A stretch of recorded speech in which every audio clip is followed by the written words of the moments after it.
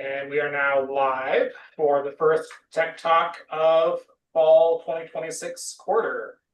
I'm very excited about this one because I don't know if you saw our comic, but it feels like we've been waiting for discussion checkpoints for a very long time. And they're finally here and they're finally working correctly. And Tom's going to tell us all about them. So we have been waiting for discussion checkpoints since 2012, but they are now here. I was actually going to suggest that you put that in the comic somehow, that it was like, it's been 84 years, like it's since 2012. Since we adopted Canvas across the state, people have been going like, hey, how do we get students to come back to discussion boards clearly, easily, well, right? Because we need the discussion to be engaged. And I think the general idea with discussions to begin with was that, of course, they should be engaged, right? Like you shouldn't need to tell someone, come back to this, right? In a way, that people should, it should be like necessary to the activity as opposed to obligatory to the, like an obligated, like just urgent, right? In a way. And so I think that was kind of the general idea. And the initial design and development of Canvas was really thinking about graduate students and people who were really motivated in a way to learn about the discipline and not be like in requirements that they didn't want to be in or whatever. So like but the motivation question is a big one. How do we motivate people to use discussion boards? So discussion checkpoints are here.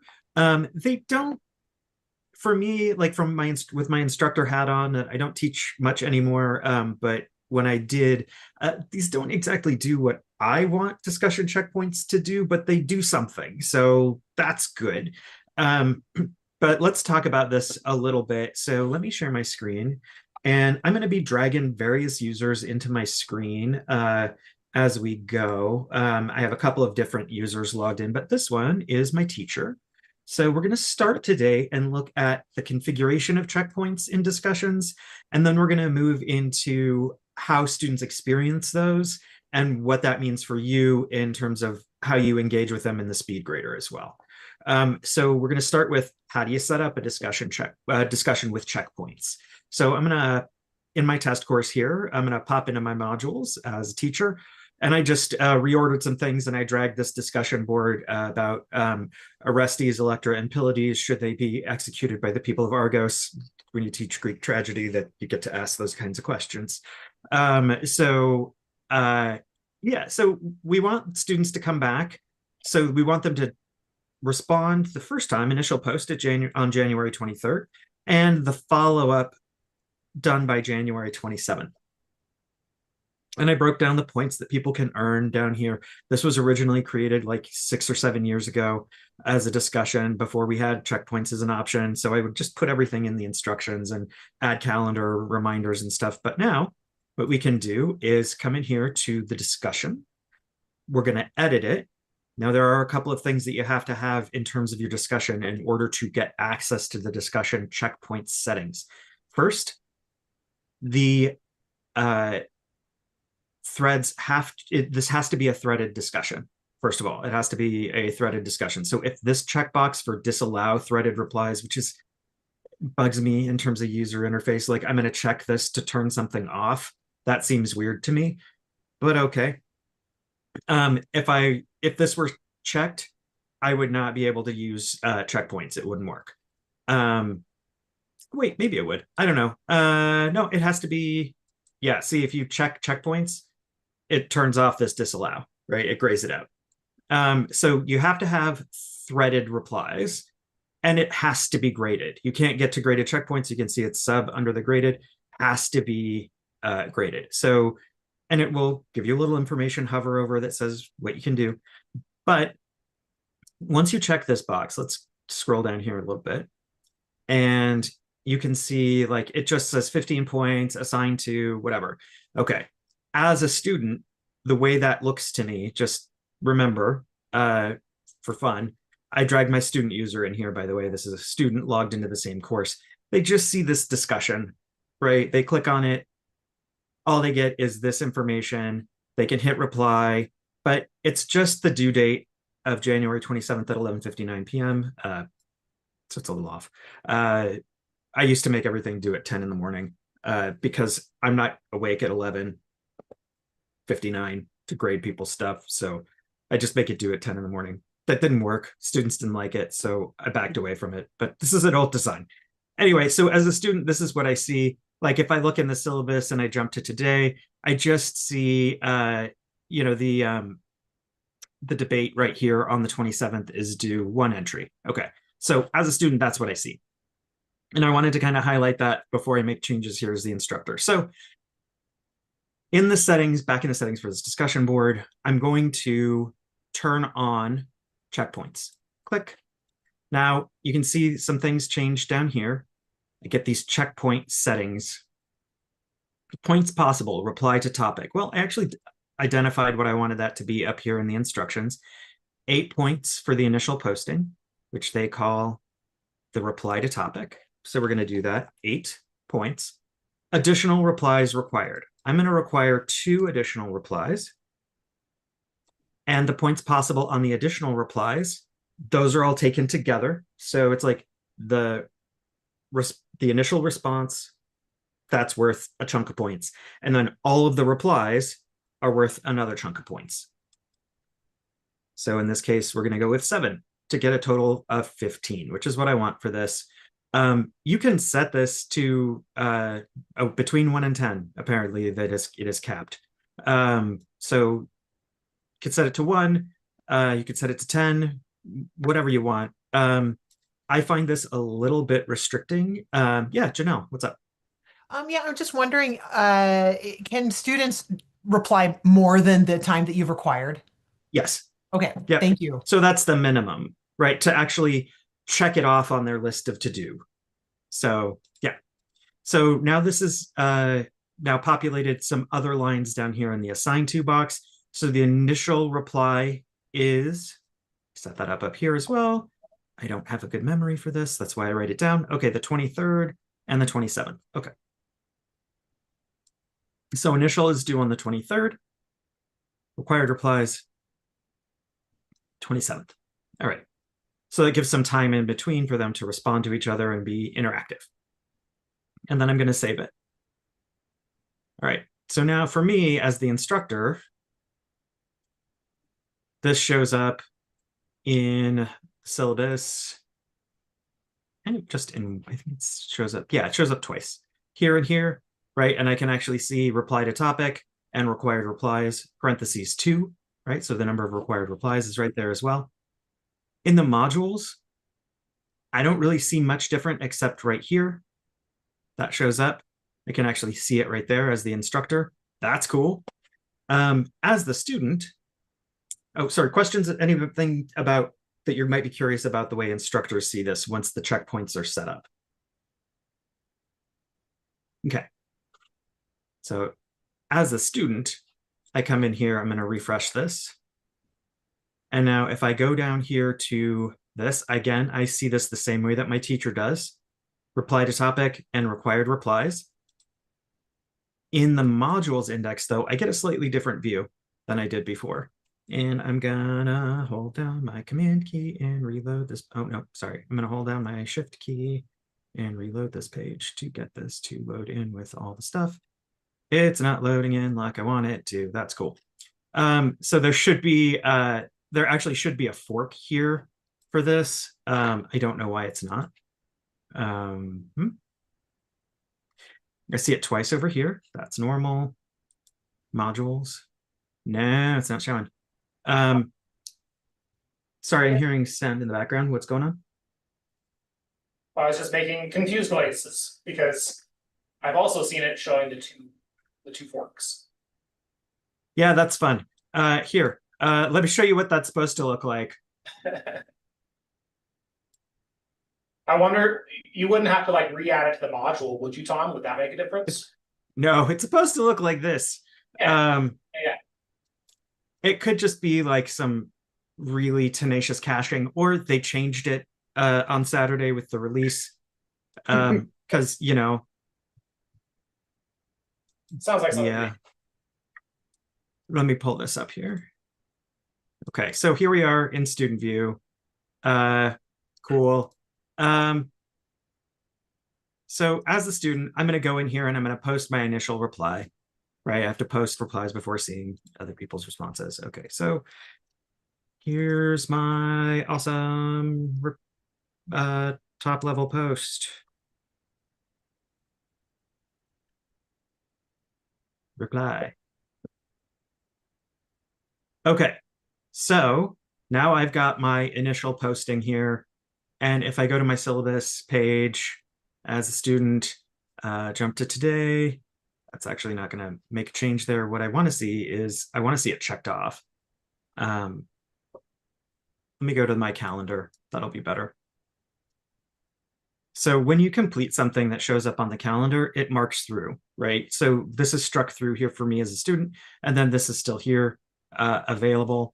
And if I go to back to my course here and theater, I look at my to-do list, I'll see my replies are still listed here. So I know that I have to do replies still. So let's find out. Can I do a reply to myself?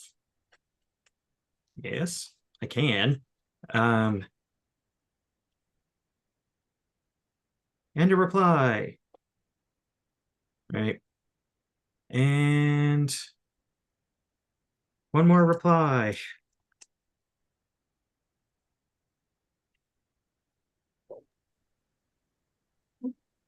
So there's no requirement here in terms of how much you post or anything like that. That it is not that sophisticated at this point. But let me go to my homepage here so I can look at my to-do list. See, that's gone now. I have fulfilled that requirement. It is gone. If I go to the calendar, I will see it struck through on the 27th for the 27th. So I can reply to myself twice. Like there's no requirement to reply to other people. Yeah, Janelle. If you had just replied once, would the number in the parentheses go down to 1, or is it That it's only satisfied once you've done both? that is a good question. I don't think it's a counter. I think it's just like lifted out of the instruction. So this is a different student, by the way. This is me masquerading as a different test student. So if I go in here and I will make my top level post. Could you, when you reply to the first reply for your second reply? Because I let students reply to a reply. Yep. I want to see if that works. Yep. It does. That Okay. absolutely does. What doesn't work is if I do this.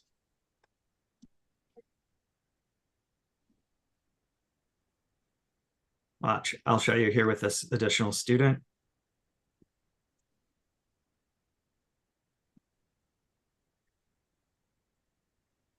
Okay, so my only 03 student did 3 top-level direct replies to the prompt. No engagement with this student at all. Did not engage with anything that was posted here, just replied up to the prompt.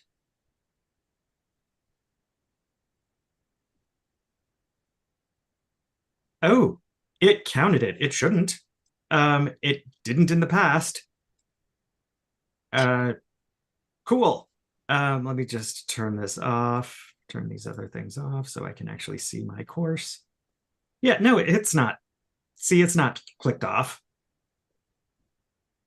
That's weird. Caching in the to-do list. Oh, I know what it is. I didn't like clear everything out. That's why. Here we go. It's still there. There it is, right? The reply requirement is still there. So let's go and test what Janelle asked about, which was, does that go down as like a counter? Let me just go ahead and reply to my other student. So it's really important that those secondary replies are actual replies to other people active in the discussion. You can't just do another top level post. But let's go back and look at the home page and see if it did anything to that. Yeah, it still says 2, right? It's not a countdown. It's just metadata lifted from the assignment. Be cool if it were an active counter. But now if I'll just reply to myself.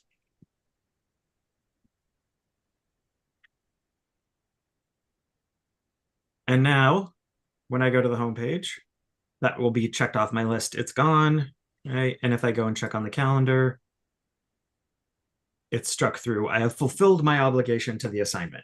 So this is really just like, I think it's important to remember this is kind of a mechanical thing, right? And it is not something that makes students engage. Like, if they don't want to, they can still phone in whatever they want to phone in. But this does create more of a structure, right? Like an actual like automated structure that you can kind of see students are doing, that you can see what they're doing. So when I go to grade, what does this look like? You know what, let me do one more thing. Let me really quickly go in and pretend to be a different user and just do the first posting, right? Let me just do that real quick, because these are all like fake test users. They aren't real students in any way at all. Let me just, I'm externally processing. Let me just get this other student up and running and I'll bring them into the view. There we go. So yeah, let me just, I know it looks exactly the same, but it is a different student. I'm just going to reply once here with the top level post.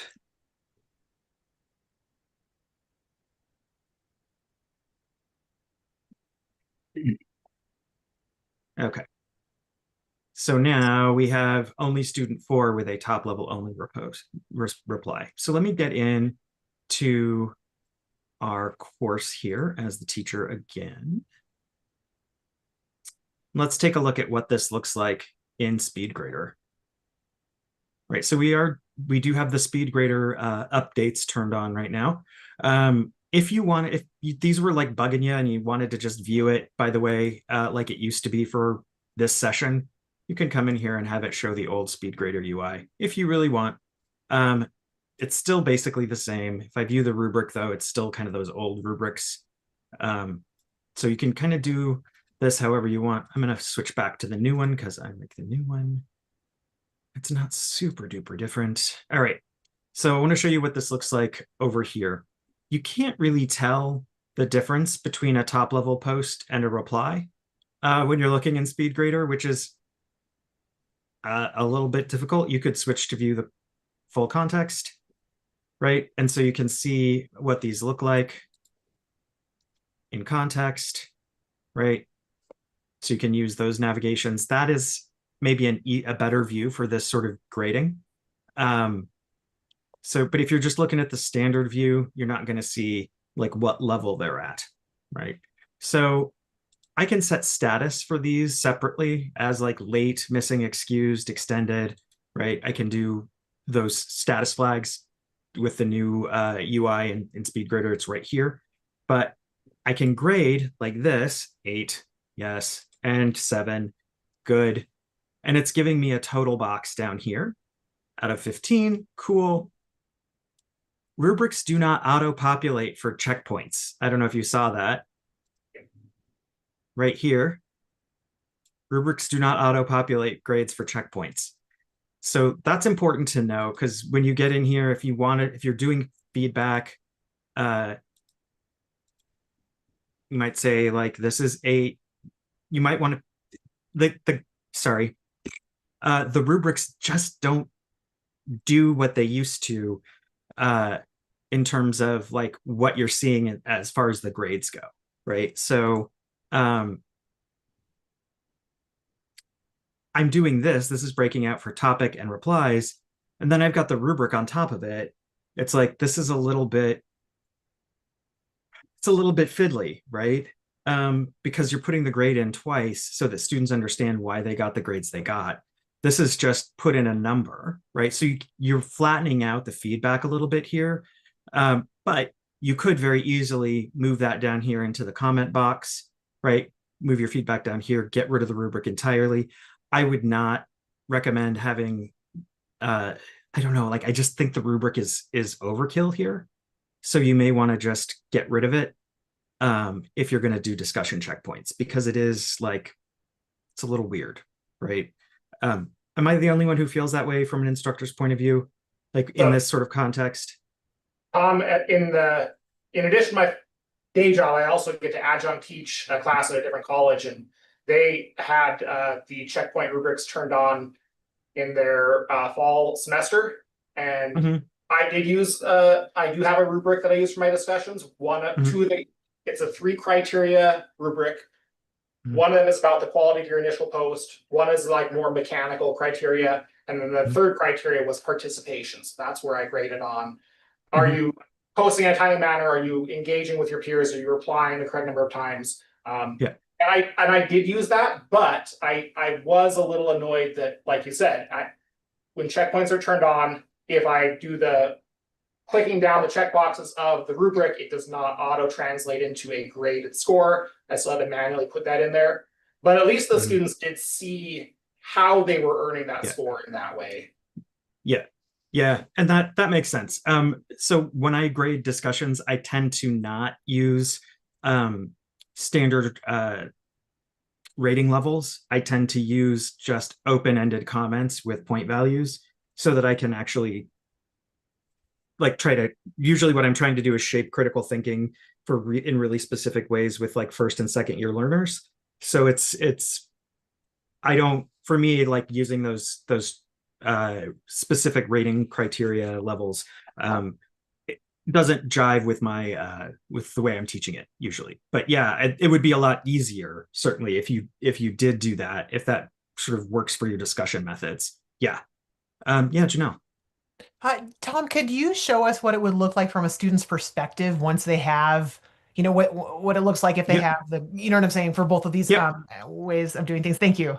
Yeah, so what the grade looks like when, yeah. So Yeah, exactly.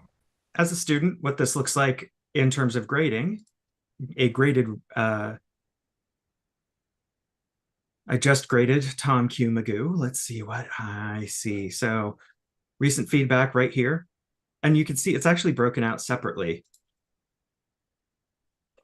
But when they look at it, they see 8, 7, 15, and they can look at the rubric and see it here.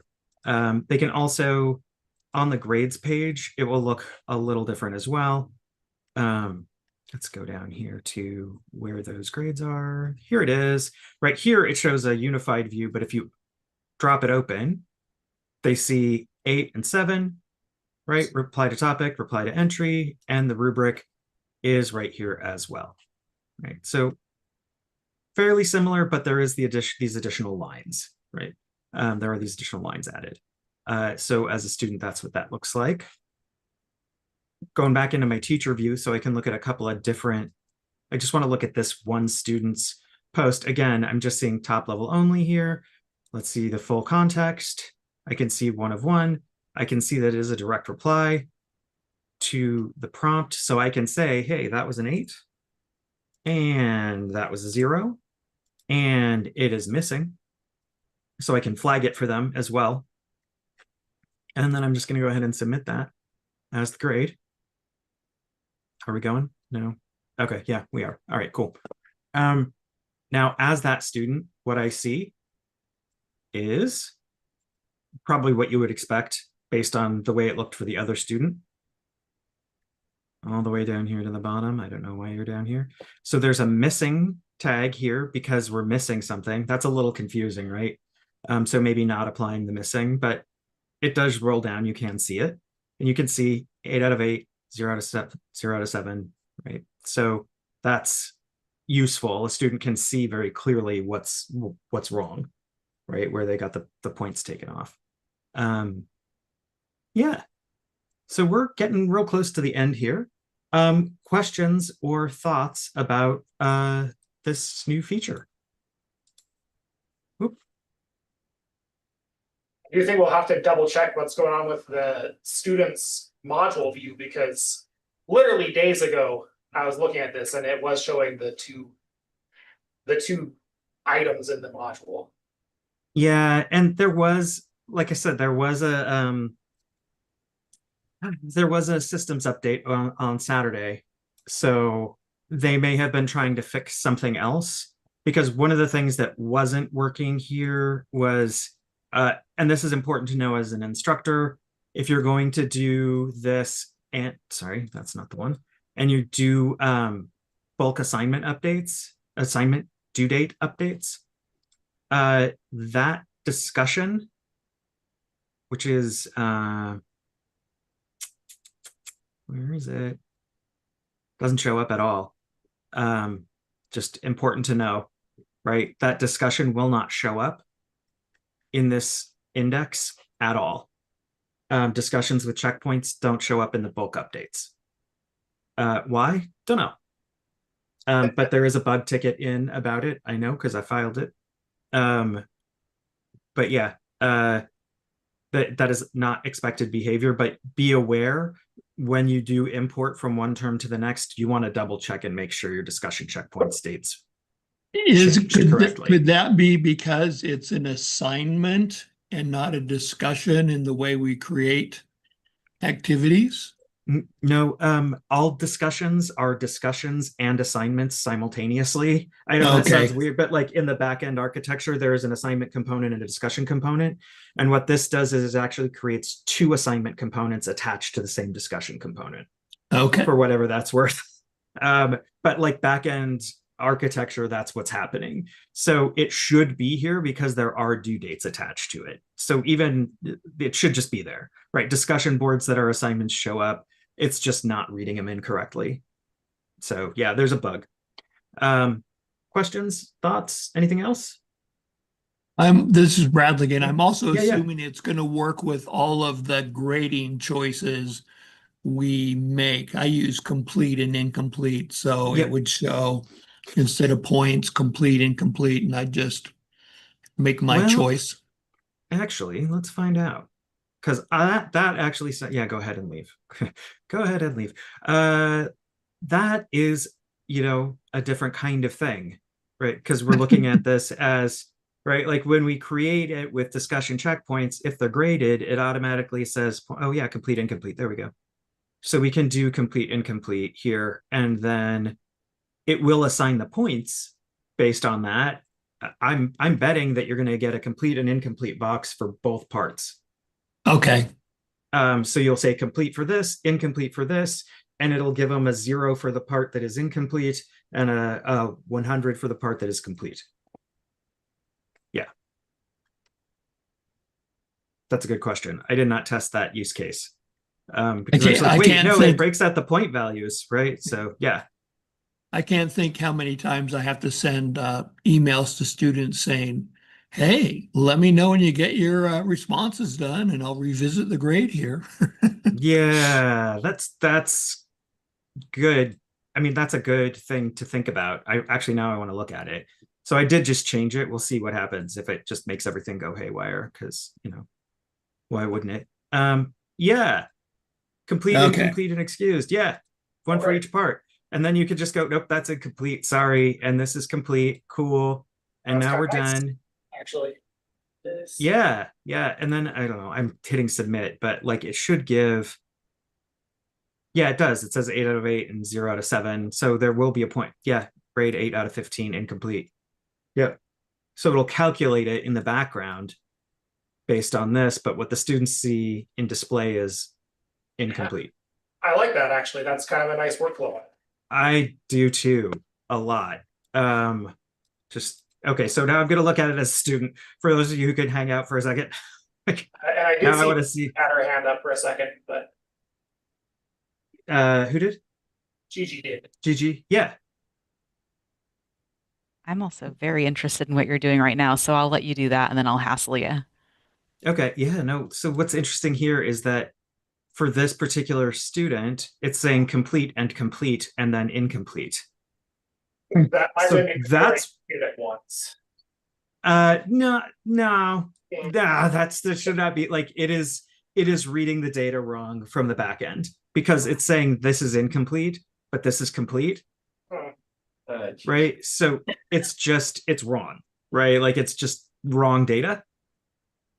Yeah. So like we can see that this is set to cancel. So I'm just going to refresh this just to see, right? Oh, was I in the right student? I was not in the right student. That's the problem. Because I'm the worst. All right, let me go back to Tom Q. Magoo and fix him. There we go. Incomplete. There. Okay, now window. Debate. There he is. Right. It's wrong data because I was working with the wrong student. There it is. Haha. Okay, good. Good. Yeah, great. All right. Gigi, what's up? Thank you so much for all of this. That's amazing. So I can't remember on discussions, can you click like reassign, or is that only on assignments? You I didn't see it on your screen because my question is if a student does maybe one really excellent reply, but their subsequent reply is just insufficient and you wanted to reassign one of the replies, is that a function? I don't think it is here. So Okay. let me just really quickly go into a different assignment and just an actual assignment. And just double checking the interface so it's just not something I normally do. Because it's honestly a newer feature that I didn't have access to in my day. Mm.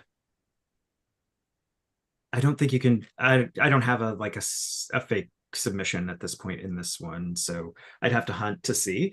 But again, we've got this new UI for grading, speed grader. So normally that reassign would be like down here somewhere, Mhm. right? Or Yeah, you got it. And I'm it not is sure. Yeah. that question is outside of Yeah, this. I think you have to make, Yeah. Tom, I think you have to make a comment and a grade and first, and then you have the option to reassign, if I remember correctly. I might even have to assign a grade. Yeah. No, usually you don't have to assign a grade first. I was just doing that this morning. Oh, okay. Comment. Very simple. And I did. And I don't see. I don't know if there's a reassigned for discussions. Yeah, and I'm in a regular assignment. But maybe because they didn't. Yeah, it didn't have an additional submission. Submit anything? Maybe they because they have didn't to submit submit. anything. Yeah.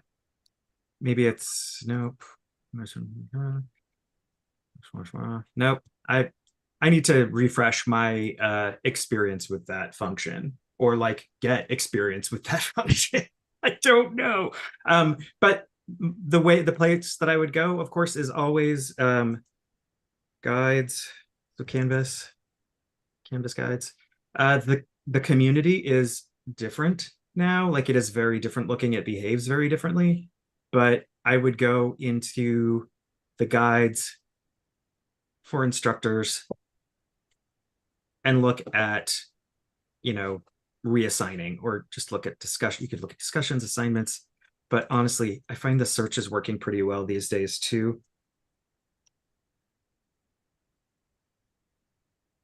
Cool. Verifying I'm a human. Manually assign. Yeah. So I'd probably look at the assignment function and just kind of like dig around in the guides, but I can do that too, and get back to you about it because I am curious now. So thank you so much. Sure. Sorry, I didn't know. I'm feeling my expertise slowly start to dissolve into like data and CSVs as opposed to like how to teach a class. You gotta get back in the classroom, Tom. What's that? You gotta get back in the classroom. I do need to teach something sometime soon. It's been a couple of years and I need to get back in. Yeah. But yeah. All right. Well, I think we are out of time for today. Next week, and Tom really set this up really well earlier when you said, this is a useful administrative or a structural kind of tool, but you can't force students to engage via these kinds of settings. But next week, we will talk about discussion design and discussion prompts in a way that hopefully can improve engagements in the discussion format. So that will be next week. So thank you, everybody, for coming. Thanks, you guys. This has been great. Thank you. Thank you. Thank everybody. you. Thanks again, Tom. And the stream is ended. Yay! And great job in structure for